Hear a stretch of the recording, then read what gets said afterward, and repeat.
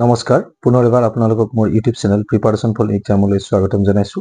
আজি মই পেডাগজি কেইটামান MCQ লৈ আহিছো। আশা কৰোঁ আপোনালোকে ভাল পাব।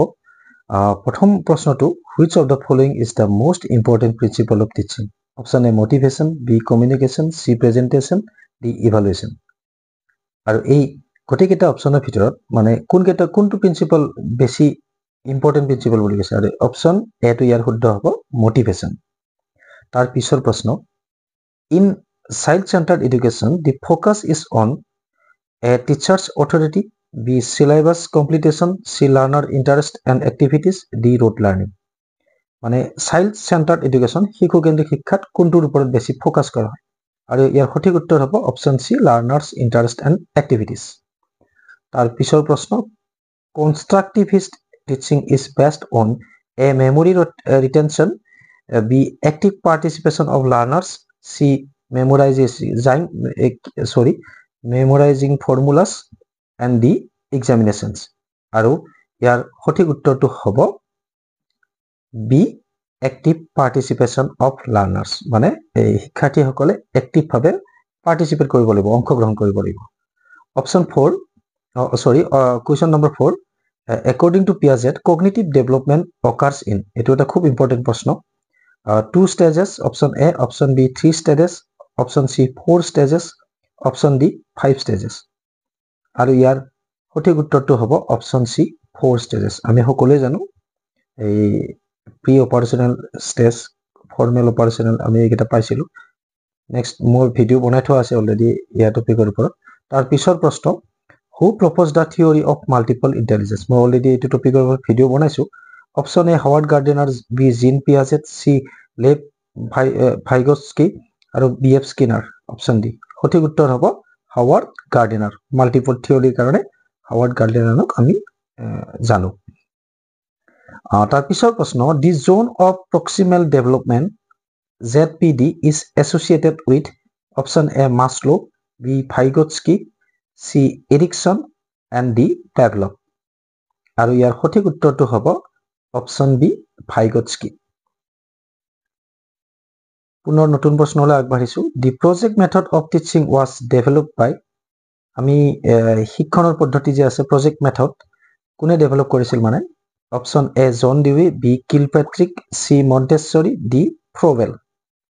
আৰু ইয়াৰ সঠিক উত্তৰটো হ'ব অপশ্যন বি কিলপেট্ৰিকক প্ৰজেক্ট মেথডৰ মানে স্ৰষ্টা বুলি জনা যায়। তাৰ পিছৰ প্ৰশ্ন, think pair share strategy promotes a individual learning, B rote memorization, C collaborative learning, and D teacher dominated classroom. আৰু আপোনালোকে নিশ্চয় আইডিয়া কৰিব পাৰিছে, ইয়াৰ সঠিক উত্তৰটো হ'ব চি collaborative learning। মানে সহশিক্ষা, মানে আমি ইজনে সিজনক সহায় আগবঢ়াই যিটো শিক্ষা আমি লওঁ এইটো collaborative learning বুলি কয়।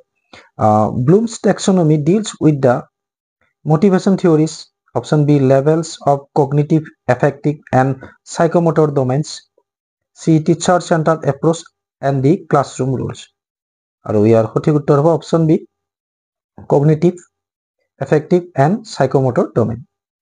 তাৰ পিছৰ প্ৰশ্ন, formative assessment is conducted at the end of year, option A B during the teaching process, C only in oral form, D to rank students. আৰু ইয়াৰ সঠিক উত্তৰ হ'ব option B during the teaching process. গোটেই প্ৰচেছটোৰ ভিতৰত আমি এই এছেছমেণ্টটো আমি লওঁ। তাৰ পিছৰ প্ৰশ্ন, diagnostic evaluation focuses on a ranking of student, B identify learning gaps, C summative result, and D comparing scores. Comparing স্ক'ৰ্ছটো হ'ব নোৱাৰে, ইয়াৰ অপশ্যন হ'ব বি আইডেণ্টিফাই লাৰ্ণিং গেপছ। তাৰ পিছৰ প্ৰশ্ন, which among the following is not a characteristic of continuous and comprehensive evaluation? Short form CCE, A holistic development, B periodic testing, C focus only on academics, B both formative and summative assessment. গতিকে ইয়াৰ শুদ্ধ উত্তৰ কি হ'ব? Focus only on academics. এইটো হ'ব নোৱাৰে only একাডেমিকৰ ওপৰত কেতিয়াও ফ'কাছ নকৰে আমাক নহয়তো সুধিছিল তাৰ পিছৰ প্ৰশ্ন ICT in education stands for না ICT এই শ্বৰ্ট ফৰ্মটো কি বুজায় A internet communication technology B information and communication technology C instructional class technique and the international communication tools আৰু ইয়াৰ শুদ্ধ উত্তৰ হ'ব information and communication technology ICT তাৰ পিছৰ প্ৰশ্ন A smart classroom primarily uses a blackboard, B. ICT tools, C. library books, and D. printed manuals. গতিকে এই চাৰিটা অপচনৰ ভিতৰত কোনটো শুদ্ধ হ'ব আমাৰ এই গোটেইকেইটা অপচনৰ ভিতৰত হ'ব আমাৰ option B ICT tools smart ক্লাছৰুমত আমি ইউজ কৰিব লাগে তাৰ পিছৰ question 15 number question e learning refers to a educational loans, B. electronic based learning, C. extra classes, and D. evaluation techniques. আৰু ইয়াৰ শুদ্ধ উত্তৰটো নিশ্চয় আপোনালোকে গম পাইছে ইয়াৰ শুদ্ধ উত্তৰটো হ'ব option B electronic based learning তাৰ পিছৰ প্ৰশ্ন এডোলেসেন্স নিডছ গাইডেন্স ইন মানে কৈশোৰ কালত কিহত মানে গাইডৰ দৰকাৰ A physical growth B emotional and social development C academic achievement only and D recreational activities আৰু ইয়াৰ সঠিক উত্তৰ হ'ব option B emotional and social development আবেগিক আৰু সামাজিক যেটো বিকাশ হেতুত আমাৰ গাইড দিব লাগে আমি লৰা ছোৱালীক কৈশোৰ কালত বিশেষকৈ তাৰ পিছত question number 17 which of the following is a characteristic of adolescent learners A egocentrism B peer dependence C creative thinking and D all of the above আৰু এই গোটেইকেইটাৰ ভিতৰত আমাৰ এই গোটেইকেইটা হৈ যেন লাগিছে নহয় জানো আৰু ইয়াৰ শুদ্ধ উত্তৰ হ'ব D all of the above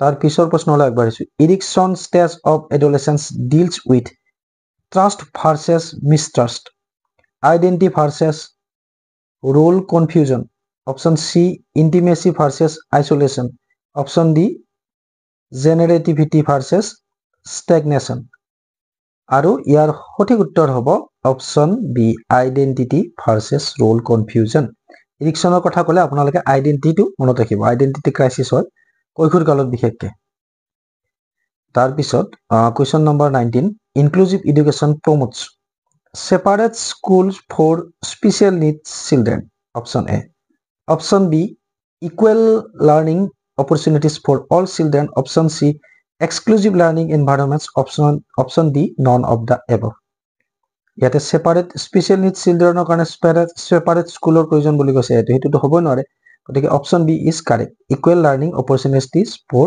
all students question number 20 which of the following is barrier to inclusive education মানে বাধা inclusive educationৰ কাৰণে কোনটো বাধা বুলি কৈছে তলৰ a teacher training b parental involvement C lack of resources and the individual attention আৰু ইয়াৰ সঠিক উত্তৰটো হ'ব lack of resources option আমাৰ C টো কাৰেক্ট হ'ব এই গোটেই কেটা অপচনৰ ভিতৰত মানে আমাৰ ৰিসোৰ্সৰ মানে যেটো স্কেৰিসিটি হয় আমাৰ প্ৰভাইড কৰিব নোৱাৰে হেতু কাৰণে আমাৰ বাধাৰ সৃষ্টি হয় inclusive education which act emphasis education for children with disabilities A RTE Act 2009 POCSO Act B C Disabilities Act 1995 Environmental Act 1986 option D আৰু ইয়াৰ সঠিক উত্তৰটো হ'ব অপচন এ RTE Act 2009 মানে Right to Education Act 2009 9ৰ আন্ডাৰত আমি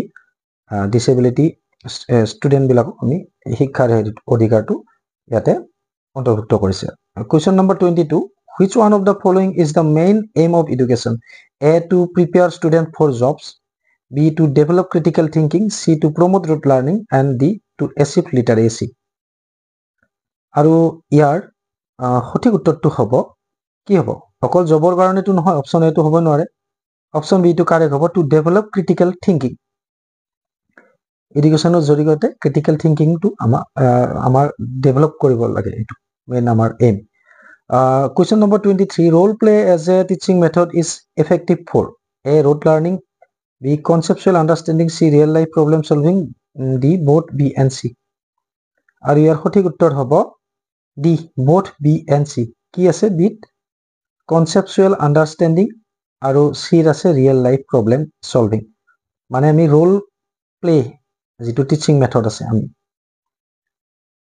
গতিকে আপোনালোকে এটো নিশ্চয় গম পাইছে বি আৰু সি টু কাৰেক্ট হ'ব আজিলৈ এইকেইটা প্ৰশ্ন আনিছিলোঁ মই নেক্সট ভিডিঅ'ত পুনৰ মই নতুন প্ৰশ্ন লৈ আহিম আপোনালোকৰ মাজলৈ আৰু হয়তো মোৰ ভিডিঅ'টো বনোৱাত অকমান ফাষ্ট হ'ব পাৰে গতিকে আপোনালোকে কাইণ্ডলি ভিডিঅ'টো পোষ্ট কৰি চাব আৰু হয়তো বহুতো ভুল ভ্ৰান্তি থাকি যাব পাৰে প্ৰনাউন্সিয়েশ্যন অনত বহুত ভুল ভ্ৰান্তি হ'ব পাৰে গতিকে আশা কৰোঁ আপোনালোকে ক্ষমা কৰি দিব ভিডিঅ'টো শেষলৈকে চোৱাৰ বাবে আপোনালোকলৈ ধন্যবাদ